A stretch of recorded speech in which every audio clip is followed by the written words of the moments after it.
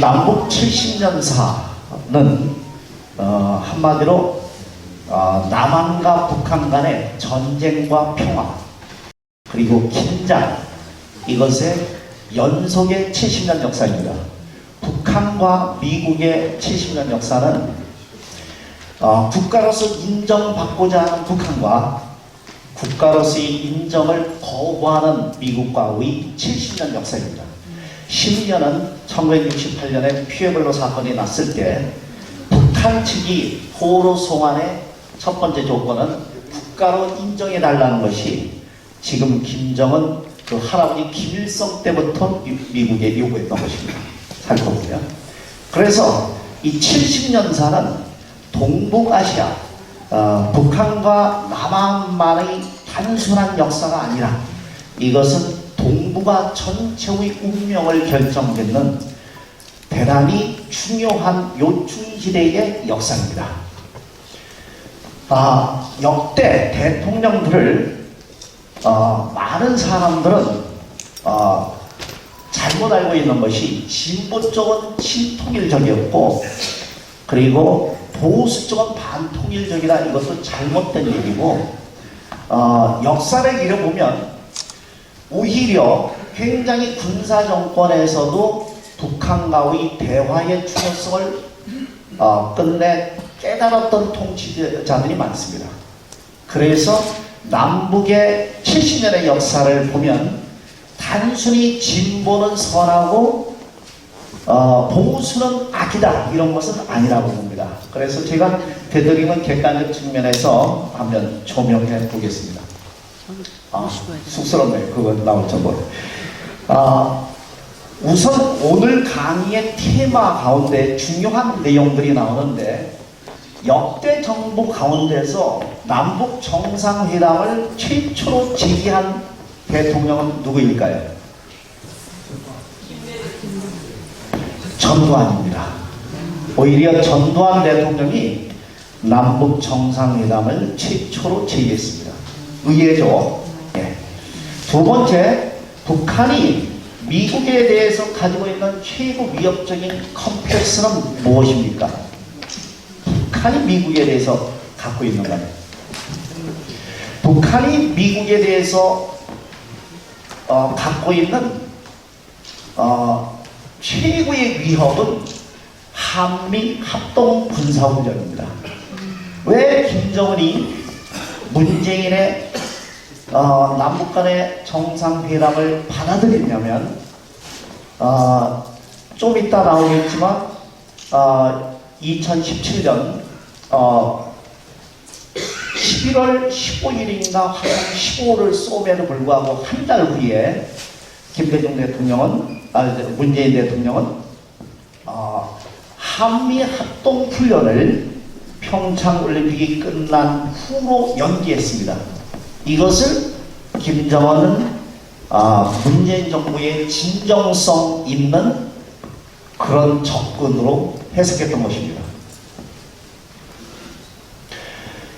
미국이 역사상 북한에 대해서 가장 굴욕적인 사건은 뭐냐 이러면 많은 사람들은 피에블로 사건, 도끼만행 사건으로 얘기하지만 다른 스토리가 또 있습니다.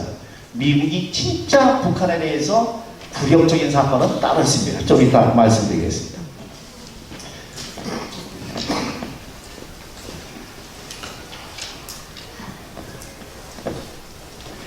남북 교류 협력에 관한 법률과 남북 협력 기금법을 제정한 정부는 어느 대통령이죠? 누굴까요? 김대중 대통령이 아닙니다. 노태우 대통령입니다. 예. 하노이 북미 정상회담의 결렬의 원인은 무엇이며 북미 정상회담은 어떻게 전개될 것인가? 이거는 차후에 말씀드리겠습니다. 역대 정권의 북한 정책의 방향을 볼 때 5부류로 나눠집니다. 첫 번째, 이승만 대통령은 남북 분열의 씨앗을 뿌린 정부라고 규정할 수밖에 없습니다. 그 이유를 설명드리겠습니다. 박정희, 전두환, 노태우 정부는 오히려 보수적인 군사정부임에도 불구하고 북한과의 대화를 적극적으로 실시했습니다. 당시 노태우 대통령의 업적은 진보 진영인 김대중, 노무현, 문재인 못지않은 대단한 남북 대화에 있어서 기초를 성립했습니다.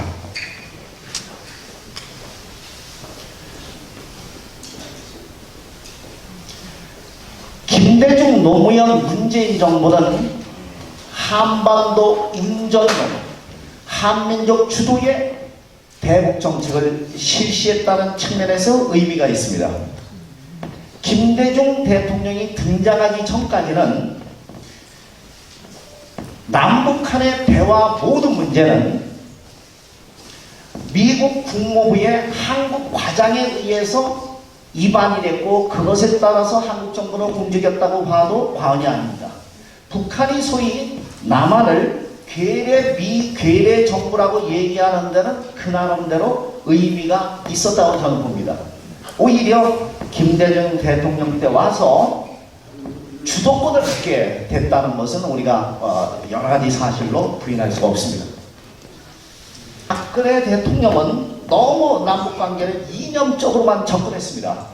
6.25 전쟁이 끝나고 나서 60여 년이 지났음에도 불구하고 냉전실의 논리로서 북한은 반드시 붕괴될 것이라고 믿었고 그래서 통일대박론은 북한 붕괴적 입장에서 본 통일대박론으로 볼 수 있습니다.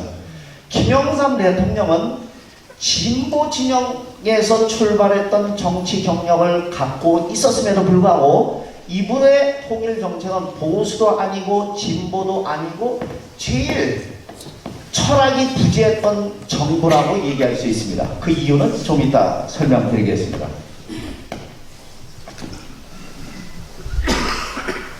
이승만 대통령을 왜 분열의 씨앗을 뿌린 대통령이라고 얘기할 수밖에 없는 이유를 설명하겠습니다. 1945년에 8월에 소련군이 평양에 입성하게 되죠. 1945년 9월에 미국 군이 서울에 입성하게 돼서 한반도 분단은 시작됐습니다.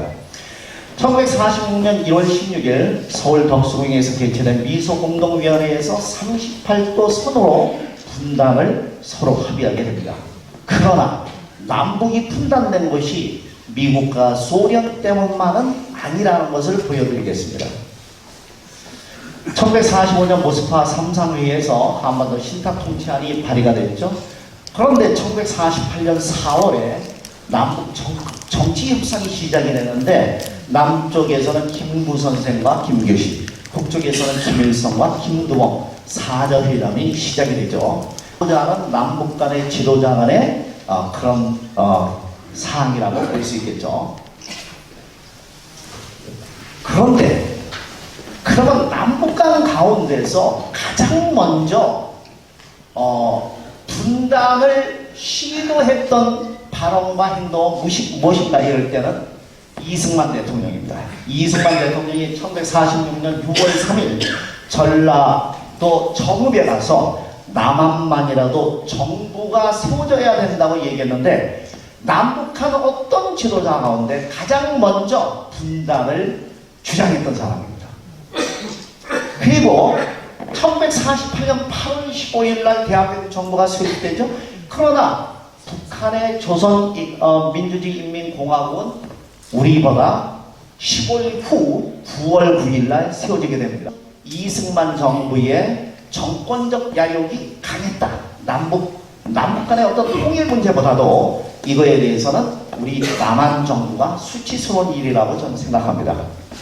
이승만 대통령이 1946년 6월 3일 정읍에서 남한만이라도 정부를 세워야 되는 단어는 그 후로 남한 내에 엄청난 분열을 가져다주고 그것이 바로 여수 순천 봉기 사건이 일어나고 거창이라든가 그 위에 남한 전체 특히 여운형을 중심으로 한 건국준비위원회 인문위원회와 이승만 정부와 정면 대결이 시작이 되는 겁니다.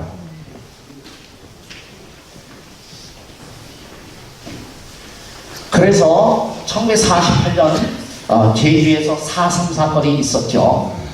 물 좀 먹어가요.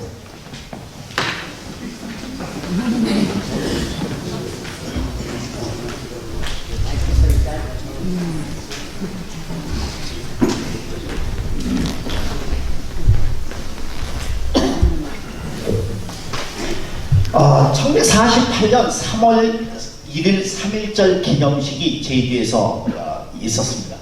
그때 경찰이 말을 타고 시내를 질주하고 있을 때 어린 학생이 그것에 걸려서 심한 부상을 입게 됩니다.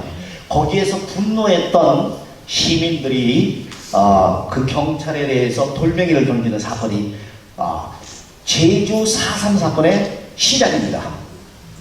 그런데 그때 경찰은 시민들을 향해서 총을 발포하게 되는데 6명이 죽게 되는데 그 6명 가운데 한 사람은 이름이 박재옥이라는 사람은 나이가 21살이었는데 아기를 업고 있었어요. 이 사람은 돌멩이를 던진 적이 없어요.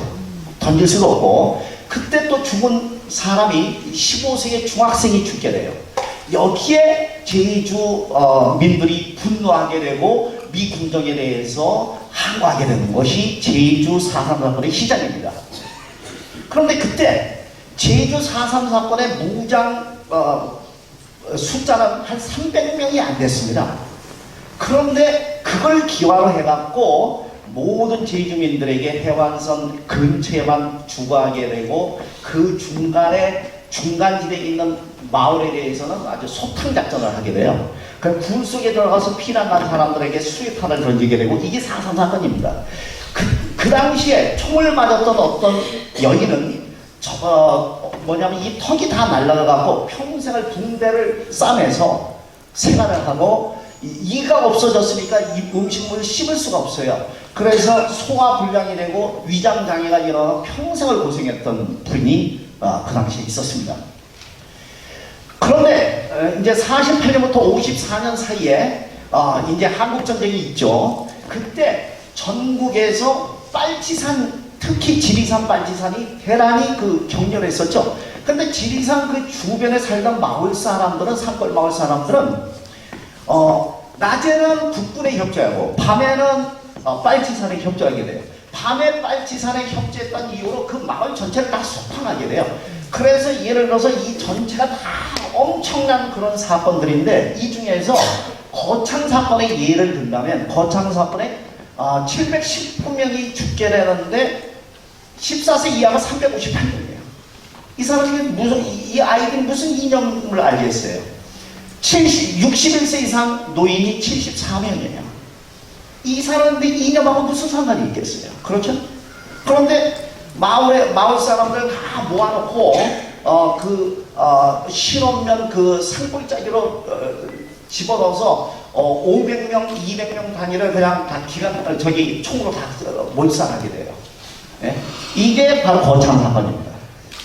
그래서 우리는 세계 역사를 볼 때 우리는 예를 들어서 캄보디아 킬링필드만 얘기하지만 이승만 시절에 자신의 정권력을 위해서 50선거를 거부했던 남한의 수많은 군중들에게 총격을 가하게 돼요. 이거는 이승만 스스로의 권력욕의 발달이라고 저는 봅니다. 그래서 이럼에도 불구하고 첫 번째 대통령이니까 무조건 국부다. 이것은 논리가 맞지 않죠.